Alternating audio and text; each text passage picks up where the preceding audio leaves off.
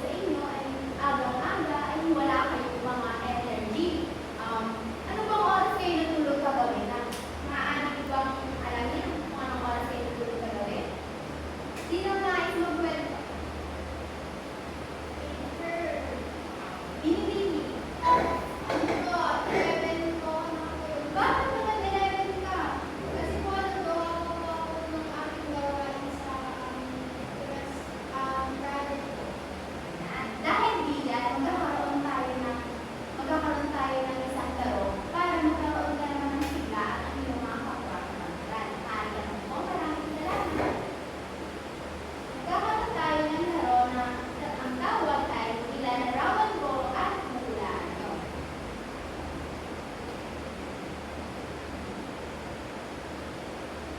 Yan.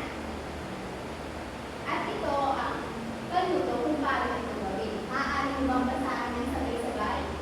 Bawat isa ay pupunta sa unahan para maglarawan ng isang bagay na ibibigay ng guro. At ito'y hulaan ng kamag-aral.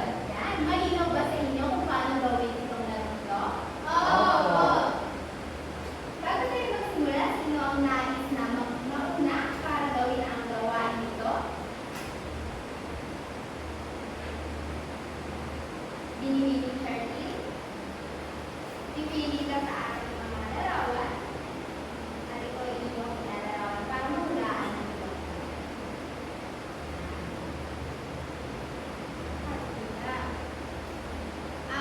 Ito po ay siya po ay maganda. Siya po ay nasa G&B Network. At kapangalan po siya ng teacher natin. Marian Rivera. Yan, tama ang iyong sinunan. Isang maaaring sumunod kay Binibini Charlene. Yan, sino?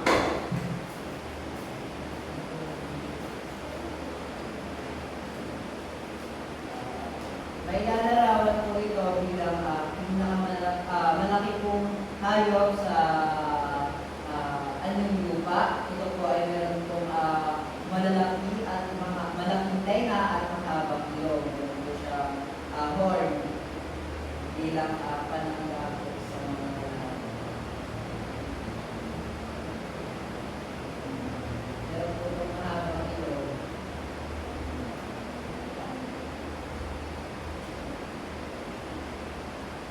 Ano po yung ilalarawan ninyo? Elefante po. Yan, tama. Sino ang maaaring sumunod? Yan.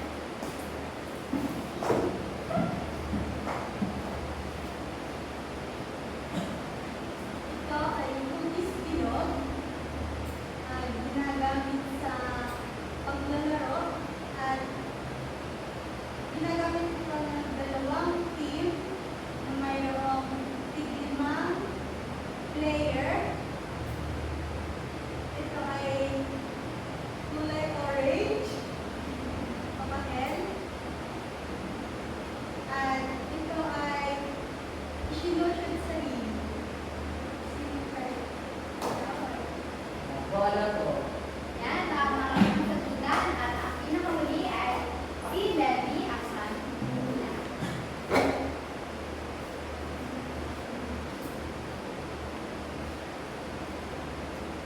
Ito ba ay masarap? Ito ba ay pagkain pang birthday? At ito ba ay kulay red? Ang paborito ng mga bata. Spaghetti po. Yan, tama ang inyong mga kasagutan. Dahil sa inyong ginawa, maaari niyo bang bigyan ng inyong mga sarili ng huwag-wala. Paano yung gawin? Ganito. Sa dalawa, tatlo. Sa dalawa, tatlo. Wow! Maaari niyo bang gawin sa inyong sarili? Isa, dalawa, tatlo. Wow! At nakita ko naman na parang kayo nagkaroon nga ng sigla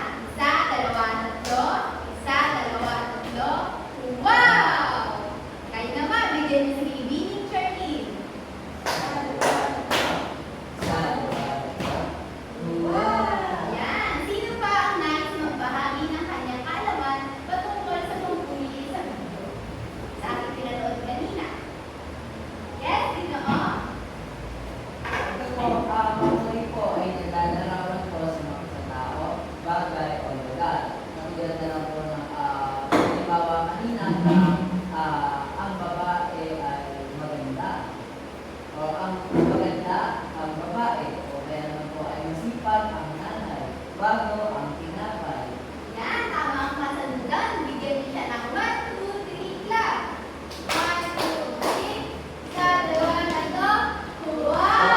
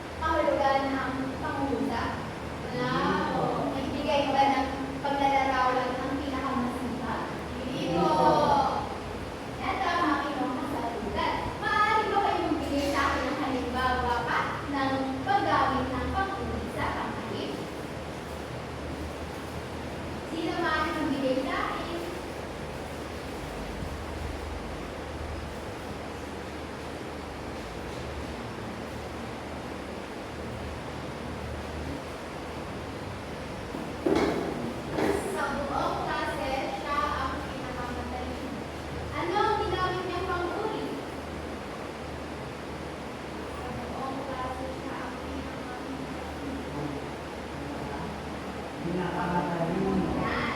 Ano ang kanyang panghalip? Siya. Yan, tama ang kanyang kasagutan.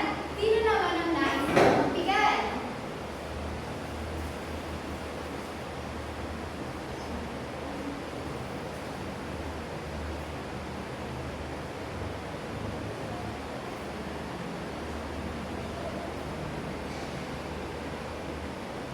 Pinais ko bang magbigay ng kanyang halimbawa? Wala na po, teacher.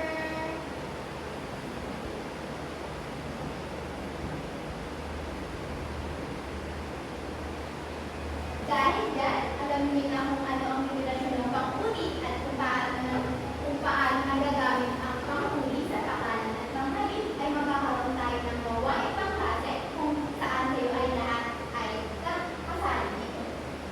Basahin niyo kung paano ito gawin. Bawat isa ay pupunta sa unahan para gawin ang gawain, kung saan ay guguhitan ang mga panghuli at ibinugan naman ang inilalarawan sa pangusap. Yan. Malinaw ba sa inyo kung paano gawin ang ating gawain? Opo! Sino maaaring mag-umpisa ng ating gawain?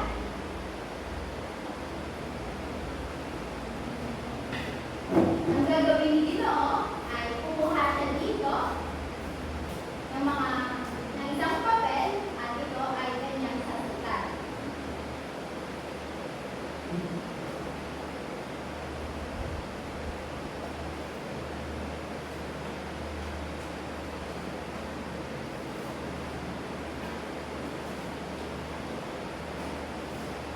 Ang pangungusap ko ay masino ang aming pamilya sa paggastos ng kanilang pera. Maaari mo bang kumitan yung panghuli?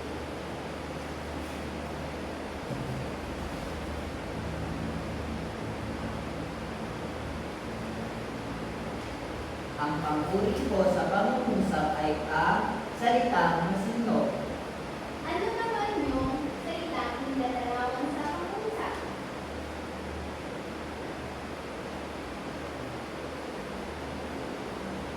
Ang inilalarawan ko sa pangungusap ay ang salitang pamilya. Yan, tama ang kanyang kasagutan. Dahil dyan, bigyan niyo siya ng wow clap. Isa, dalawa, tatlo. Wow! Maraming salamat, Ginoo. Sino ang nais sumunod?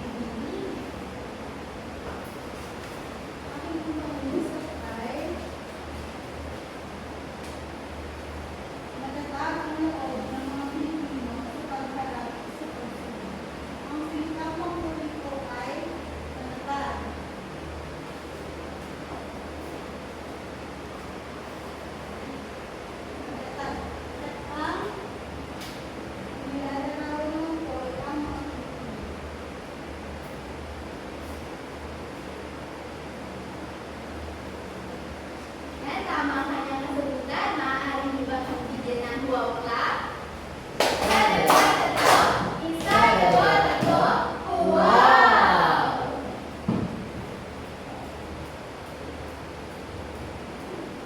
At pagkatapos ng gawain pang klase, magkakaroon naman tayo ng gawain panghatan. Gusto niyo pa ba? Oo! At ito ay, ang mangyayari dito ay hahatiin kayo sa dalawa. Maaari ba kayo magbilang ng isa, dalawa? Magsisimula tayo sa bibigyan Charlene. Isa, dalawa. Isa. Dalawa. Maaari bang pumunta dito ang isa, ang may bilang na isa, at ang may bilang na dalawa?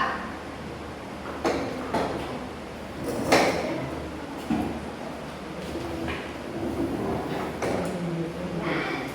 At kung paano gawin ang gawain ito, maaari niyo bang basahin? Ang klase ay hahatiin sa dalawang pangkat. Bibigyan ang bawat pangkat ng isang larawan ng artista. Base sa ginampanan ng artistang makukuha ng bawat pangkat. Ito'y kanilang iaakti. Ngunit dapat buo ng sariling linya na kung saan ay gagamit ng mga panguli sa pakipagtalastas. Ayan, malinaw ba sa inyo kung paano gawin ang pangkat ang gawain nito? Oo! At dahil dyan, ay narito na, ibibigay ko na sa inyo kung sino nga bang artista ang inyong gagayahin. May mga paborito ba kayong artista? Oo. Yan. Sino maaari pumili dito? Sa halera nito? Ano?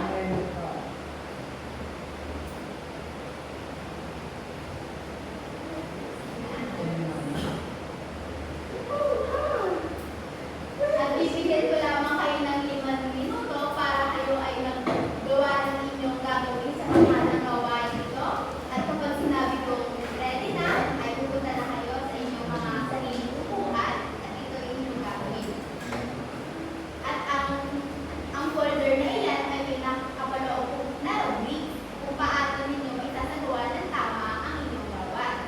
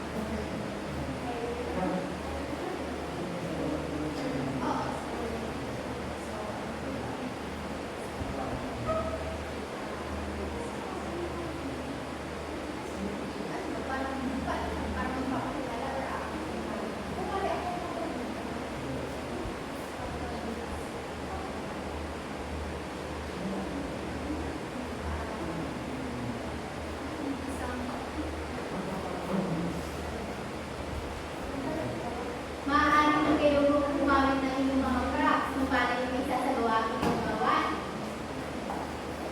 Goodness gracious!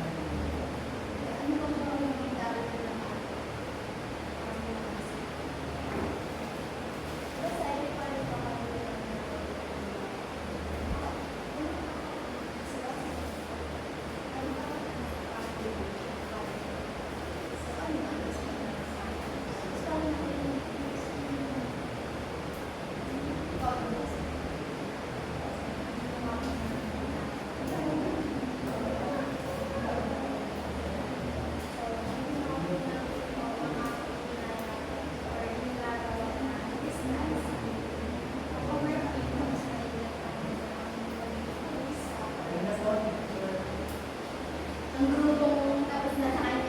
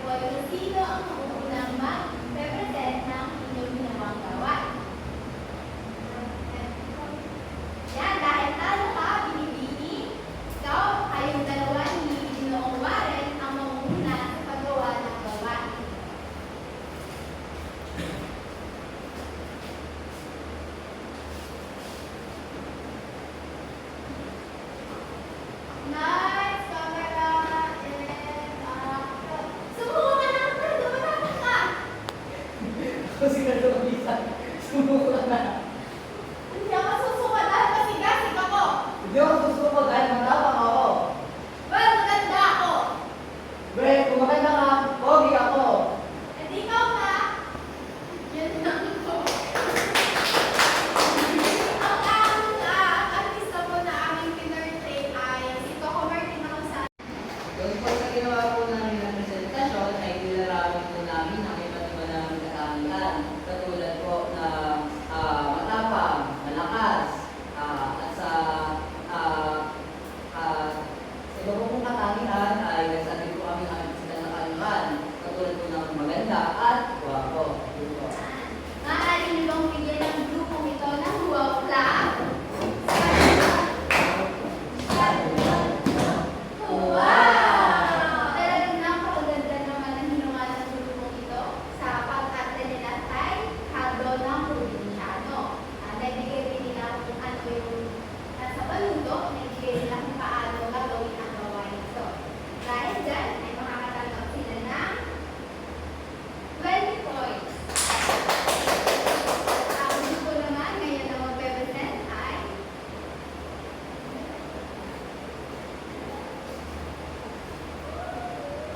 maaari nilang simulan kung ano ba ang inyong napaghandaan sa gawain ito.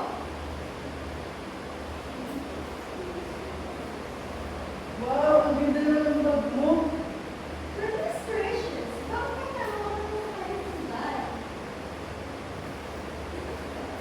Ang ginamit ko pong pang-uri sa aming sinagawang dula ay ang salitang maganda na naglalarawan sa kanyang bag. At ang ginamit ko naman kong pag-uli ay ang mga makain na naglalarawan sa akin. Ito ay mula sa Patakuhan ni Vice Ganda sa pelikulang Girl, Boy, Pangalaman.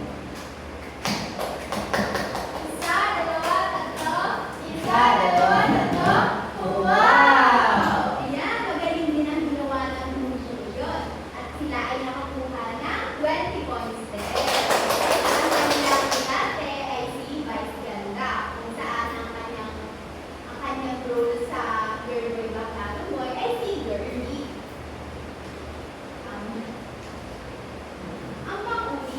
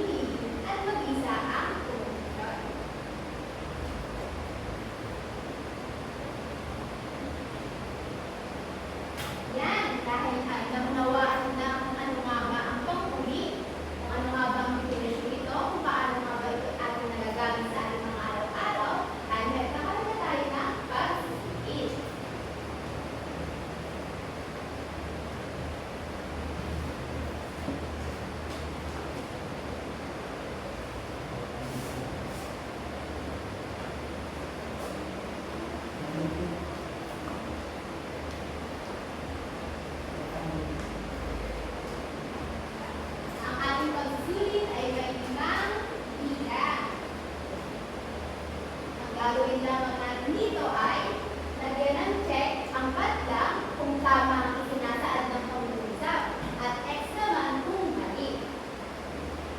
Meron lamang kayo isang minuto para sa bawat padlang. Maaari din ang simulan.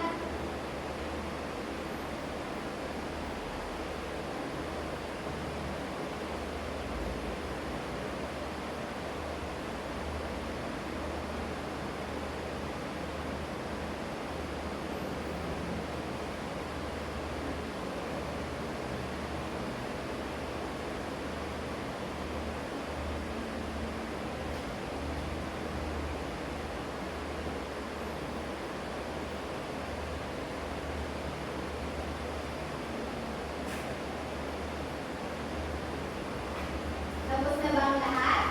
Yan. Sino ang nais magsagot ng unang bilang? Ginoon?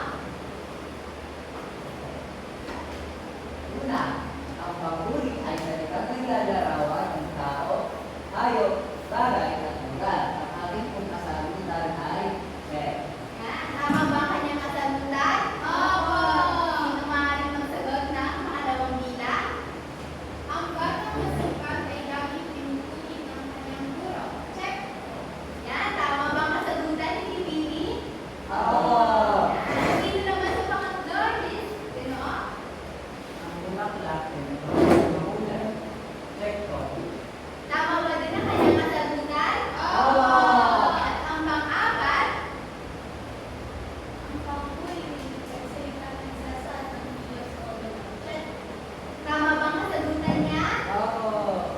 Sino ang sasagot ng panglimang bilang? Sino maaaring magsagot? Yes?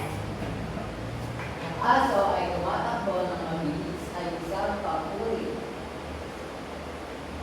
X po. Yan, tama ba ang kanyang kasagutan? Opo! Sino nakakuha ng 5 points? Yan, dahil nakakuha kayo ng 5 points, meron kayong wow clap. Bigyan niyo sila ng wow clap. Isa, dalawa, tatlo. Wow! Sino naman nakakuha ng 4? Yan, maaari niyo bang bigyan din sila ng wow clap? Isa, dalawa, tatlo. Isa, dalawa, tatlo. Wow!